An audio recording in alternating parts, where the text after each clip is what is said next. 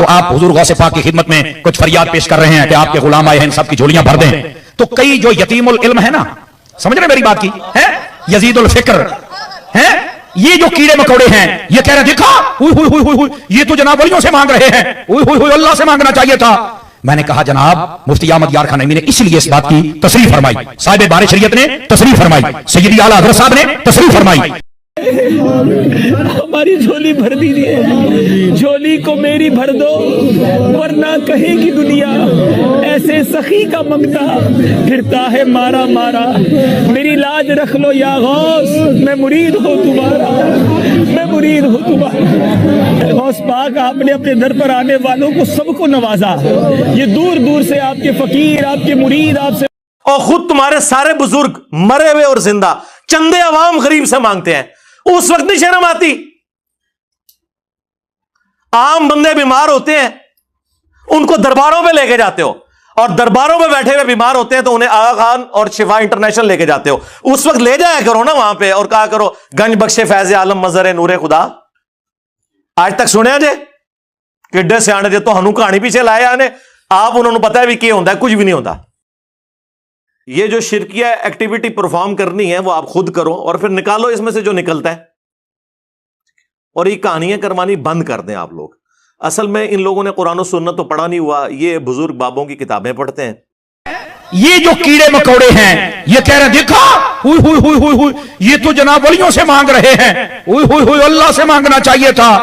میں نے کہا جناب مفتی احمد یار خان نعیمی نے اس لیے اس بات کی تصریح فرمائی، صاحب بار شریعت نے تصریح فرمائی، سیدی اعلیٰ حضرت صاحب نے تصریح فرمائی، ہمارے تمام بزرگوں نے تصریح فرمائی. اب یہ اس طرح کی باتیں پتہ کیوں کرتے ہیں؟ انہوں نے بابوں سے یہی کچھ سیکھا ہوا ہے.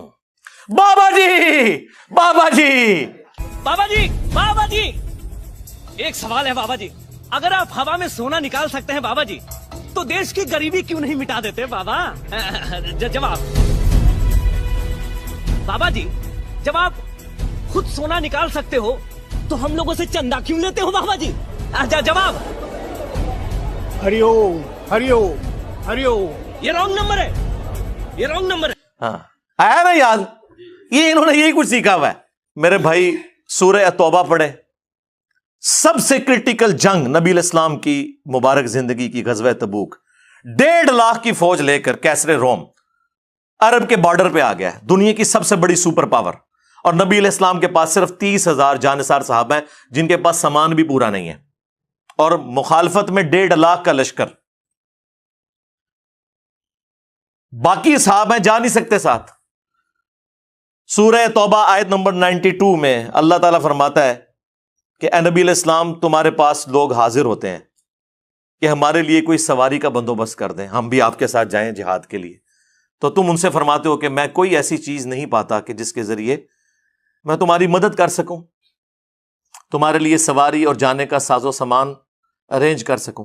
تو تم دیکھتے ہو کہ یہ تم سے اس حال میں پلٹتے ہیں کہ ان کی آنکھیں آنسوؤں سے تر ہوتی ہیں اس غم کے سبب کہ وہ اپنے نبی کے ساتھ مل کر اللہ کی راہ میں جہاد نہیں کر سک رہے. تو اس وقت حضور علیہ السلام نے تو نہیں اوپر دیکھا تو سونا، درخت دیکھا تو سونا، ادھر دیکھا تو سونا. وہ تو ترمذی میں اوپر تلے 2-3 احادیث موجود ہیں کہ سیدنا عثمان غنی رضی اللہ تعالیٰ عنہ علیہ السلام نے اپنی جو دولت تھی حضور کے قدموں پہ نچھاور کی تبوک کے موقع پر، اور نبی علیہ السلام نے انہیں جنت کی بشارت سنائی. تو ظاہری اسباب تو اختیار کر رہے ہیں. نبی علیہ السلام کی تو کہیں یہ تعلیمات نہیں ہے کہ آپ کو پیاس لگے تو آپ جو ہے وہ 10 دفعہ دروشی پڑھ لیں، بھوک لگے تو 10 دفعہ آپ سبحان اللہ و بحمدہ سبحان اللہ العظیم پڑھ لیں. میرے بھائی اللہ نے دنیا کو اسباب کے ساتھ جوڑا ہے، تو آپ اس قسم کی چیزیں کیوں لوگوں کو بتاتے ہیں؟ نبی علیہ السلام کی تو کہیں یہ تعلیمات نہیں ہے. آپ نے تو ہمیشہ اسباب کو اختیار کرنے کا حکم دیا اور اس کے بعد مسبب الاسباب سے دعا مانگنے کا حکم دیا. صحیح مسلم میں تقدیر والے چیپٹر میں آلموسٹ 50 کے قریب احادیث ہیں، 50 to 60. اس کی جو آخری حدیث ہے نا وہ حضرت ابو ہریرہ رضی اللہ تعالیٰ عنہ کو نبی علیہ السلام نے فرمایا، اے ابو ہریرہ جو چیز تجھے نفع دے اس کے لیے پوری کوشش کرنا، اس کے بعد اللہ سے مدد طلب کرنا. کاہلی نہ کرنا، سستی نہ کرنا، پھر بھی تیرے خلاف رزلٹ آ جائے تو پھر کہنا جو اللہ کی مرضی، اگر مگر نہ کہنا، اگر مگر شیطان کا دروازہ کھول دیتا ہے۔ لیکن یہ اینڈ پہ ہے، کوشش پوری کرنا، پھر اللہ سے مدد طلب کرنا، ہاں گنج بخش فیض عالم نہیں، اللہ سے مدد۔ اس کے بعد کاہلی اور سستی نہیں کرنی، کوشش بھی کرنی ہے اور کاہلی اور سستی بھی نہیں کرنی، پھر بھی رزلٹ خلاف آئے پھر کہنا جو اللہ کی مرضی، کہ ٹھیک ہے اللہ تعالیٰ کو یہ منظور نہیں تھا، اپنی ایفرٹ تو پوری پٹ کرنی ہے۔ یہ کون سا دین ہے جو آپ لوگوں کو سکھا رہے ہیں؟ ہماری جھولی بھر دیجیے، جھولی کو میری بھر دو ورنہ کہے گی دنیا ایسے سخی کا منگتا پھرتا ہے مارا مارا، میری لاج رکھ لو یا غوث، میں مرید ہوں تمہارا، میں مرید ہوں تمہارا۔ غوث پاک آپ نے اپنے در پر آنے والوں کو سب کو نوازا، یہ دور دور سے آپ کے فقیر، آپ کے مرید، آپ سے آپ اس نبی کے ماننے والے ہو جس نبی نے آپ کو ہر نماز کی ہر رکعت میں سورۃ الفاتحہ تعلیم فرمائی ہے، اور اس میں جو آیت نمبر 4 ہے، ایاک نعبد و ایاک نستعین، اے اللہ ہم عبادت بھی صرف تیری کرتے ہیں اور مدد بھی یعنی دعا بھی صرف تجھی سے مانگتے ہیں۔ آپ یہ پیش کریں، اچھا جی آپ روٹی امی سے نہیں مانگتے، اے وچو نکلدا جے نہ دے، قرآن کا مذاق اڑاتے ہیں یہ لوگ۔ اور جی کوئی پانی میں ڈوب رہا ہو تو وہ پھر اللہ کو پکارے گا یا وہاں پر موجود بندوں کو پکارے گا؟ اندازہ کریں جی، وہ مسلم کی حدیث میں آ گیا نا کہ پہلے کوشش کرے گا، بندوں کو پکارے گا، اسباب اختیار کرے گا، اور پھر اللہ سے مدد بھی طلب کرے گا کہ اے اللہ یہ جو سبب میں اختیار کر رہا ہوں یہ اس قابل ہو کہ مجھے بچا لے۔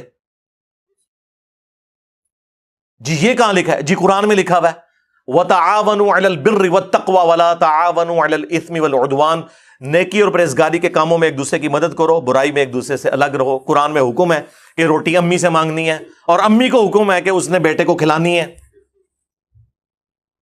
پورا قرآن پڑھ کے تو دیکھو، تم لوگوں کو کہانیاں کروائی ہوئی ہیں جی روٹی امی سے مانگیں گے۔ او میرے بھائی ایک سمپل سی بات ہے، آپ یہ میرے سامنے بیٹھے ہیں، میں آپ کو کہتا ہوں مجھے پانی پلا دیں، سامنے موجود ہے، آپ بغداد شریف میں وہاں بھی قبر کے اندر ہے، میں کہ مجھے پانی پلا دیں، وہی بات وہی جملہ غائب میں پکارنا ہو جائے گا، یہ شرک ہو جائے گا۔ کیا تمہاری یہی ڈیوٹی ہے کہ تم لوگوں کو شرک کے دروازے کھول کھول کے بتاتے رہو، حالانکہ شرک ہوتا نہیں ہے؟ قبر پر نہیں جانا چاہیے تھا، وہاں نہیں مانگنا چاہیے تھا ان سے، تو میں نے کہا پھر مجھے بتاؤ امام اعظم ابو حنیفہ رضی اللہ تعالیٰ عنہ آپ کی قبر انور پر حضرت امام شافعی جاتے ہیں اور فرماتے ہیں جب بھی کوئی مشکل آتی ہے میں وہاں چل کے دعا کرتا ہوں، نفل پڑھتا ہوں، اور ان کے وسیلے سے جب دعا کرتا ہوں تو اللہ تعالیٰ میری جھولی بھر دیتا ہے، میری مشکل حل فرما دیتا ہے۔ بھائی اگر ابھی بھی نہیں سمجھ آئی کہ قبروں والے کچھ نہیں دیتے وہاں کچھ نہیں کرنا چاہیے، بھائی اگر ابھی بھی نہیں سمجھ آئی کہ قبروں والے کچھ نہیں دیتے وہاں کچھ نہیں کرنا چاہیے، بھائی اگر ابھی بھی نہیں سمجھ آئی کہ قبروں والے کچھ نہیں دیتے وہاں کچھ نہیں کرنا چاہیے، کیونکہ آپ کی اور میری کوئی کمیونیکیشن ہو نہیں سکتی۔ جی اس کا ثبوت جی قرآن میں ہے، سورۃ النمل آیت نمبر 62، اَمَّن يُجِيبُ الْمُضْطَرَّ إِذَا دَعَاهُ وَيَكْشِفُ السُّوءَ وَيَجْعَلُكُمْ خُلَفَاءَ الْأَرْضِ أَإِلَٰهٌ مَّعَ اللَّهِ، بھلا بتاؤ تو کون ہے جو مصیبت اور پریشانی میں گھرے ہوئے شخص کی فریاد کو سنتا ہے اور اس سے اس کی تکلیف کو دور کر دیتا ہے اور تمہیں اگلوں کا خلیفہ کرتا ہے زمین پر۔ أَإِلَٰهٌ مَّعَ اللَّهِ، کیا اللہ کے ساتھ کوئی اور الہ بھی ہے جس کی یہ کوالٹیز ہوں؟ قَلِيلًا مَّا تَذَكَّرُونَ، بہت کم بھی تم نصیحت حاصل کرتے ہو۔ اس آیت کے اندر اللہ تعالیٰ نے کلیئر کٹ حکم فرما دیا کہ جو کوئی شخص اللہ کے سوا کسی سے دعا کرتا ہے گویا کہ اس نے اسے اپنا خدا، الہ اور معبود مان لیا ہوا ہے۔ بارش کون برساتا ہے؟ اللہ۔ ڈیوٹی کس کی ہے؟ فرشتوں کی۔ لیکن ہم فرشتوں سے بارش مانگیں گے کہ آپ کی ڈیوٹی لگی ہوئی ہے، جی کہتے ہیں نا بزرگوں نے ڈیوٹیاں نے، تو مشرک ہو جائیں گے۔ بھائی نبی علیہ السلام نے صلاۃ الاستسقاء بارش کی نماز تعلیم فرمائی ہے۔ اور جی جو مدد کر رہا ہے مشکل کشا تو ہے نا، تو بھائی سب سے بڑا جو مشکل کشا ہے وہ تو سورج ہے، آپ کا کوئی بابا اتنا بڑا مشکل کشا نہیں ہے۔ دنیا میں موسم سورج کی وجہ سے تبدیل ہوتے ہیں، دنیا میں ہوائیں سورج کی وجہ سے چلتی ہیں. دنیا میں بارشیں سورج کی وجہ سے ہوتی ہیں. سمندروں کا پانی ویپریٹ ہو کر گلیشیئرز کی فارم میں سٹور ہوتا ہے, وہاں سے پگھل کے زمین کے اوپر اور نیچے دریا چلتے ہیں, بارشیں ہوتی ہیں. آپ کی گندم, ہر طرح کی جو فصلیں ہیں سورج کی وجہ سے وہ پکتی ہیں. تو کیا ہم کہیں گے المدد یا سورج ذرا آپ بادلوں سے باہر تشریف لے آئیے کہ سردی کا موسم قریب آ رہا ہے, اور بادلوں میں چھپ جائیے کہ گرمی کا موسم قریب آ رہا ہے؟ بھائی یہ نہیں, آپ فرشتوں کو بھی نہیں کہہ سکتے کہ فرشتوں یہ پیغام دے دو, نہیں, آپ کہیں گے اللہم صلی علی محمد وعلی آل محمد, اللہ پہنچائے گا. یا بخاری مسلم میں حدیث ہے, جب تم پڑھو گے السلام علیکہ ایھا النبی ورحمۃ اللہ وبرکاتہ, السلام علینا وعلی عباد اللہ الصالحین, تو زمین و اسمان میں ہر نیک بندے تک اللہ تعالیٰ تمہارا سلام پہنچا دے گا. ہم یہاں بھی جو پڑھتے ہیں تو رسول اللہ تک ہمارا سلام پہنچ رہا ہے. السلام علیکہ یا رسول اللہ ہم پڑھ رہے ہیں, نماز میں پڑھ رہے ہیں السلام علیکہ ایھا النبی, لیکن کس نیت سے کہ اللہ پہنچا رہا ہے, یہ نہیں کہ وہ یہاں پہ موجود ہیں. اس حدیث میں موجود ہے, وہ حدیث پوری نہیں پڑھتے, اس میں سے حاضر و ناظر نکال رہے ہوتے ہیں, کبھی کچھ نکال رہے ہوتے ہیں. وہ یہ حدیث تو پڑھ کے دیکھ لو. تو اگر نبی علیہ السلام کے بارے میں اسٹیٹس ہے تو تاڑے بابے دے شاہی کوئی نہیں نا, ان کی کیا اوقات ہے, کیونکہ نبی کے جیسا ہے ہی کوئی نہیں, بابے تے شاہی کوئی نہیں, ہمارے مقابلے پہ نہیں, نبی علیہ السلام کے مقابلے پہ.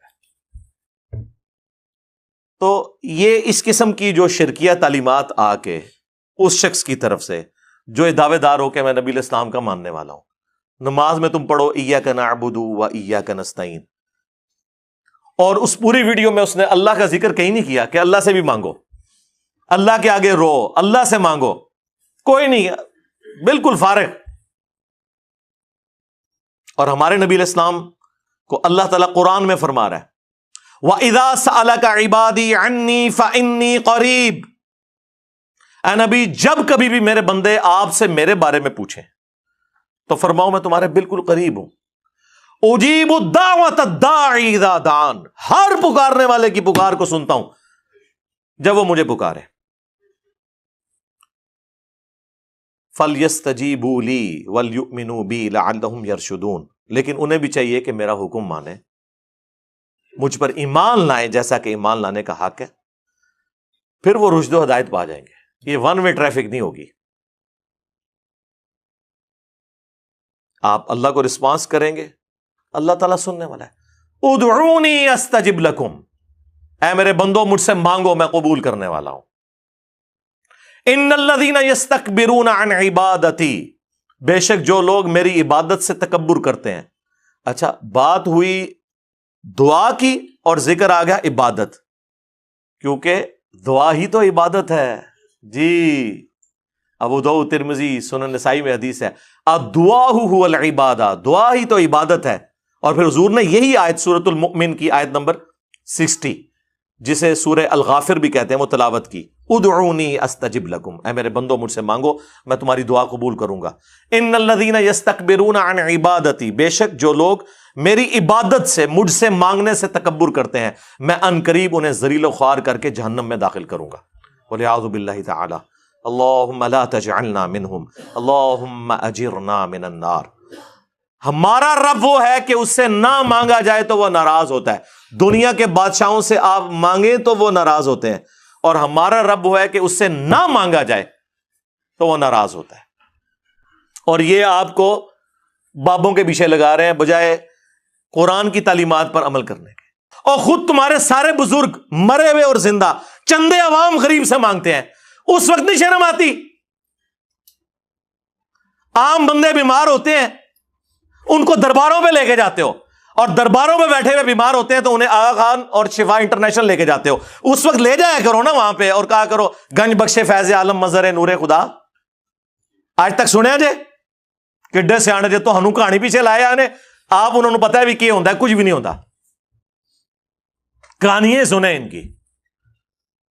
تو انشاءاللہ تعالی اللہ کے فضل سے اس پلیٹ فارم سے یہ سچائی کی آواز بلند ہوگی.